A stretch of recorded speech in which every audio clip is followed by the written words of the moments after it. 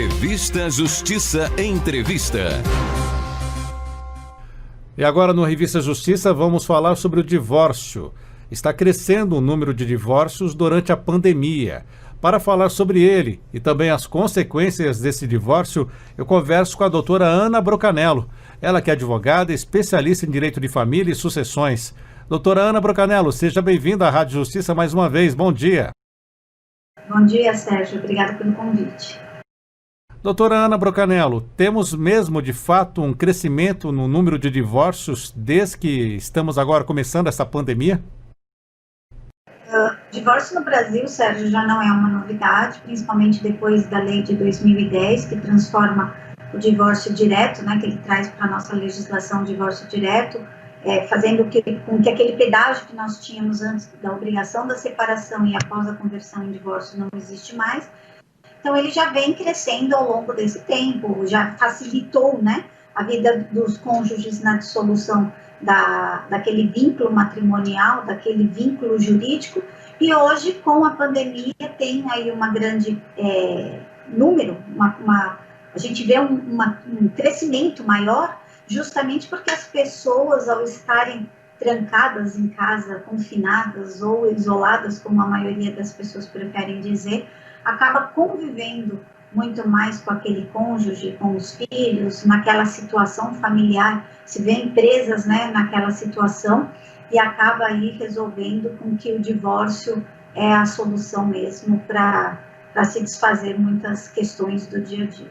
Então, a gente tem realmente um número crescente, ainda não tão oficiais, não tão oficializados, porque a maioria dos fóruns continuam, dos tribunais de justiça em si, né, continuam fechados, estamos ainda numa época com serviço remoto, ou seja, sem questão de realização de audiências, estudos psicossociais, então a gente não consegue até o fórum, a gente consegue sim dar entrada nos procedimentos, mas ainda assim não há aquele encadeamento que a gente diz de um dia a dia normal do jurídico, do judicial. Uma pessoa hoje que quer se divorciar, o casal que quer se divorciar, como ele deve agir? Já deve sair de casa, fazer a separação de corpos? Como ele pode fazer isso de uma forma que depois não seja enquadrado como um abandono do lar, por exemplo? Não existe mais a figura do abandono do lar. Essa era uma modalidade que se existia antes para uma situação que nós chamávamos advogados de separação-sanção, que é aquele que deu causa ao casamento, a ruptura, né, daquele casamento, seria punido aí em algumas consequências, como inclusive até perda de guarda de filhos. Hoje não existe então a situação de abandono de lar, não existe a situação de discutir culpa, né? Então, de quem foi a culpa pelo rompimento? Então, essa questão foi ele que abandonou o lar, por isso que tem essa culpa e ele será punido. Então, não existe. Hoje o vínculo se rompe, justamente depois, né, dessa lei de 2010, se rompe este vínculo e não se discute culpa. Então, assim, quer sair de casa? Eu posso sair de casa porque estou tendo um problema, a gente não quer mais viver junto? Pode. Existe sim, a partir deste momento da ruptura, o que nós chamamos de uma separação de fato, e ela é muito importante que haja uma fixação dessa separação de fato, principalmente para os fatores de cumprimento de deveres e obrigações, direitos e obrigações em relação principalmente patrimonial. Então, vamos supor que eu saio hoje de casa, ok? E daqui a um mês eu resolvi, justamente por causa desse divórcio, comprar um apartamento. Este apartamento é do casal ou não é do casal, por exemplo? Então, o que vai acontecer? Se você consegue comprovar que há a ruptura da convivência, de que mesmo que não há oficialização do vínculo, essa situação, então, existe, neste caso, uma separação patrimonial, há um rompimento aí, no caso do regime de bens adotados, então, este imóvel, muito provavelmente, vai ficar para aquele cônjuge do qual adquiriu mesmo após a separação, de fato, mesmo que não haja uma decretação oficial deste rompimento, deste vínculo matrimonial. Mas acredito que pode haver um litígio, né? Porque aquela parte que não comprou o imóvel vai falar, ele juntou dinheiro ou ela juntou dinheiro, já pensando em separar. E aí, como é que fica? Sim, isso é muito comum. Existe muitas vezes nos casos de partilha que a gente discute, porque quando a gente discute divórcio, a gente traz dentro da ação de divórcio 4 situações em relação ao casal. Então, nós trazemos a questão do rompimento em si, então aquela história, eu não quero assinar o divórcio, então eu não faço, não te dou o divórcio, então para sempre você estará preso a mim. Não, não tem nada dessa situação. É aquela história, quando um não quer, 2 não permanecem casados, né? Então, aquele que entra, neste caso, por isso que a gente acaba entrando com o litigioso, aquela pessoa que não quer mais manter o vínculo, entra com o divórcio litigioso em face ao outro cônjuge, o juiz, o que ele vai fazer? Então, primeiro passo, decretar a extinção desse vínculo, ok? Então, a gente decreta lá, olha, saí de casa em tal dia, resolvi a situação em tal, rompemos, né, os laços, fulano saiu, Beltrano saiu de casa naquele dia, então houve um rompimento. E aí o juiz decreta, através de uma sentença, e passa a ser válido ali, inclusive para verbar ali na certidão de casamento, essa data como a decretação. Mas os efeitos patrimoniais retroagem, então, a separação de fato. Então, primeiro ele rompe, então, quando a gente tem o divórcio, como eu falei, 4 vínculos, o primeiro a gente tira, que é o vínculo. No segunda situação, a gente resolve a questão do nome, daquele cônjuge do qual adquiriu o sobrenome, é um direito personalíssimo da parte. Hoje mesmo me perguntaram, doutora, preciso realizar, tirar o nome do meu ex-marido, do meu nome? Eu falo, isso é um direito personalíssimo. O que significa? O cônjuge chega e fala assim, não quero mais que você use o meu sobrenome. Ele não escolhe. Do mesmo jeito que foi uma escolha pessoal dela, colocar esse sobrenome é uma opção da pessoa tirá-lo ou não. Vale, não vale, continua. Ela vai continuar. Posso retirar esse sobrenome posteriormente? Pode, mas aí vai ter que entrar com uma ação perante as varas de registros públicos para modificar este nome, justificando ali naquele momento porque que quer mudar. Então, é um direito personal que ninguém tem direito de tirar. Então, o marido quer, a mulher quer que tire o sobrenome, porque hoje o homem também pode acrescentar, não cabe à pessoa, o outro cônjuge definir, isso é uma decisão sua. Se quer tirar, isso tem que constar na ação de divórcio, que o juiz já vai lá e manda fazer uma averbação, onde quando coloca ali, né, decreto de divórcio, ele já traz para o cartório onde houve o casamento a informação.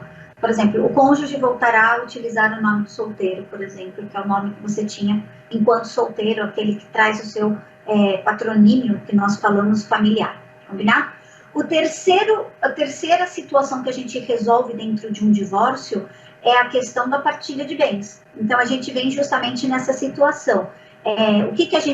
Isso remete lá quando a gente casou, para saber que regime que você casou, se você casou em comunhão universal, se você casou em comunhão parcial de bens, separação total, para romper o vínculo e haver uma possível partilha. O que você amealhou, por exemplo, no regime comum, que todo mundo casa depois de 77, a maioria sem que haja um pacto, que é a comunhão parcial de bens, que é aquela que diz que o que vocês juntaram, o que vocês amealharam, né, o que vocês compraram em conjunto, independente que o dinheiro seja de uma parte ou seja de outra, vai ser dividido de forma igual. Então, ele vem trazendo essa partilha. Quem fica com quem fica com o gato, quem fica com o cachorro, quem fica com os bens imóveis, que é de casa, principalmente casa, apartamento, casa na praia, aquele terreno, se entra a questão da herança ou não da família, doações, e aí traz os bens móveis, que nós chamamos carro, joias, aplicações, vamos entrar em algumas esferas dependendo em questões de previdência, seguro de vida, se entra ou não entra FGTS, isso tudo a gente discute dentro de uma partilha. E a quarta situação entre o casal, que este divórcio engloba, seria a situação dos alimentos entre cônjuges. Diferentemente dos filhos, que isso se torna obrigatório quando você tem prole em comum, diante daquela idade de que os dois prestem assistência àquela criança dentro da necessidade e possibilidade. Entre os cônjuges já não é obrigatório, como todo mundo pensa. Tudo isso, existe uma questão jurisprudencial que hoje em dia reduziu muito, o que no jargão jurídico a gente diz que ser ex-mulher, ex-marido não é profissão mais. Isto não é INSS pensão, não é aposentadoria, não é. O que ele vai te dar é uma ajuda, tudo depende da sua idade, da sua profissão, da sua necessidade também. Às vezes, o que entra nesses alimentos, mais do que uma necessidade, é uma complementação. Então, por exemplo, eu sou um profissional que ganho lá, por exemplo, 5 mil reais, porém o custo de vida meu é de 7. Por um período que muitas vezes não passa 24 meses, o juiz vai fixar que aquele cônjuge me ajude em 2 mil, por exemplo, como uma complementação. E ele, que é o prazo que ele te daria, muitas vezes ele daria os 7 mil que você precisa se você não trabalha, mas é para quê? Justamente para que é um tempo, esse tempo de entre 1 ano e meio, 2, para que você se adapte, volte ao mercado de trabalho ou consiga uma nova complementação de renda, ou até mesmo adeque abaixando o teu padrão de vida para conseguir sobreviver com aquilo que você sozinha consegue fazer. Então, dentro disso, são as 4 situações que a gente resolve dentro do divórcio. Ana, mas a gente tem ali filhos comuns, nós temos menores, nós temos alimentos para os filhos. Isso é discutido, cada uma dessas ações, principalmente aqui em São Paulo, em ações autônomas, porque envolve os menores, cada uma tem um rito diferente, que são as regras processuais que a gente fala. Então, a gente tem completamente situações diferentes. Posso fazer no mesmo papel? Tem comarca, tem tribunal, tem juiz, tem fórum que aceita, mas é muito raro, eles preferem separar justamente para que seja uma situação mais célere, a resolução entre o casal de um lado e pais e filhos de outro. Já que estamos falando de alimentos e a questão de guarda dos filhos. Nessa pandemia, a guarda, logo no começo dela, mês de março, foi bem complicado para todos os advogados. Por quê? Porque exigia da gente um isolamento, sem saber de antemão quanto tempo esse isolamento requeriria, como que a doença se propagaria. E o que houve? Houve realmente um afastamento entre genitores e menores, a fim de proteção. Então, o que não poderia ser utilizado, essa era a ideia da pandemia, né, o isolamento da pandemia, para haver um afastamento proposital de um genitor com aquele menor. Então, o que a gente teve alguns casos aí trazendo muito claro, onde que o genitor ou a genitora utilizou-se da pandemia para fazer o que nós chamamos de alienação parental, dificultar. O isolamento era muito claramente decretado quando não havia uma consciência entre os genitores, né, dos menores, de que esse isolamento, por exemplo, era necessário por uma questão de que, vamos supor que o genitor saia para trabalhar, porque se não pôde ficar em isolamento, tinha que continuar trabalhando. Vamos colocar um exemplo muito claro, o profissional da saúde, nesse caso o pai era médico, a mãe era médico, e então por uma questão obrigatória até, teria que ter esse afastamento. A gente não sabia se esse genitor, essa genitora que não vive na mesma casa, eles poderiam não estar infectados, então poderia correr um risco à vida da criança. Mas houve muitos casos do afastamento ser proposital, de que o pai estar em isolamento, a mãe estar em isolamento, e não manterem essa criança isolada, ou mantinham, melhor dizendo, essa criança isolada daquele outro genitor que não detém, por exemplo, domicílio fixo, e no final das contas, a própria pessoa que fazia o isolamento não obedecia. Então, é como eu proibia, por exemplo, o pai do meu filho, da minha filha, de ver meu filho, mas eu mesma saía, recebia gente em casa, então virou meio que um tumulto. Houve alguns casos de medida liminar, de urgência, ali, um pedido de tutela de urgência para resolver essas situações, ou para proibir a convivência, porque o pai, por exemplo, era médico e não tinha essa consciência de que deveria permanecer isolado, isso é um exemplo. Ou havia o caso, por exemplo, daquela pessoa que estava utilizando isso para fazer o afastamento quando ela mesma representava um perigo. Hoje, passado 100 e poucos dias, nós já temos mais calmas. Já está mais calma essa situação da guarda, na qual a gente vê, né, claramente que já criou-se um ritmo, aqueles que foram restabelecidos já foram mesmo, restabelecimento natural, ou seja, o pai teve consciência, permaneceu o primeiro, segundo mês de isolamento, com o afrouxamento aí dessa questão de alguns estados já estarem voltando à vida normal,